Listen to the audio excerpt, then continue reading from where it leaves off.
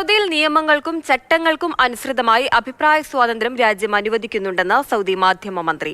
എന്നാൽ അഭിപ്രായം, സൃഷ്ടിപരമായ വിമർശനം എന്നിവ തെറ്റായ വിവരങ്ങളോടെ പ്രചരിപ്പിക്കുന്നത് അനുവദനീയമല്ല. അടുത്ത സമയത്തായി ജനകീയ പിന്തുണ ലക്ഷ്യമാക്കി സൗദി അറേബ്യയെ അപകീർത്തിപ്പെടുത്തുന്ന രീതിയിൽ സോഷ്യൽ മീഡിയയിൽ സന്ദേശം പ്രചരിപ്പിച്ചവർക്കെതിരെ സൗദി നടപടി സ്വീകരിച്ചിരുന്നു. രാജ്യത്തെ നിയമങ്ങളും ചട്ടങ്ങളും ആവിഷ്കാര സ്വാതന്ത്ര്യം ഉറപ്പു നൽകുന്നുവെന്ന് സൗദി മാധ്യമ മന്ത്രി സൽമാൻ അൽ ദോസരി പറഞ്ഞു.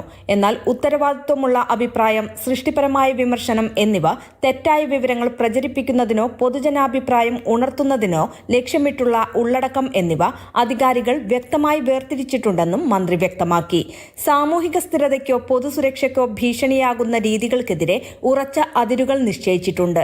സൗദി നിയന്ത്രണങ്ങൾ ആവിഷ്കാര സ്വാതന്ത്ര്യത്തെ ഒരു മൗലികാവകാശമായി ഉയർത്തിപ്പിടിക്കുന്നുവെന്നും അൽ ദോസരി പറഞ്ഞു. പ്രകോപനപരവും സാമൂഹിക സുരക്ഷയ്ക്ക് ഹാനികരവുമാണെന്ന് കരുതുന്ന ഉള്ളടക്കം പ്രസിദ്ധീകരിച്ച വ്യക്തികളുടെ ഗുരുതരമായ ലംഘനങ്ങൾ general authority four media regulation അടുത്തിടെ തിരിച്ചറിഞ്ഞിട്ടുണ്ടെന്നും അദ്ദേഹം വിശദീകരിച്ചു.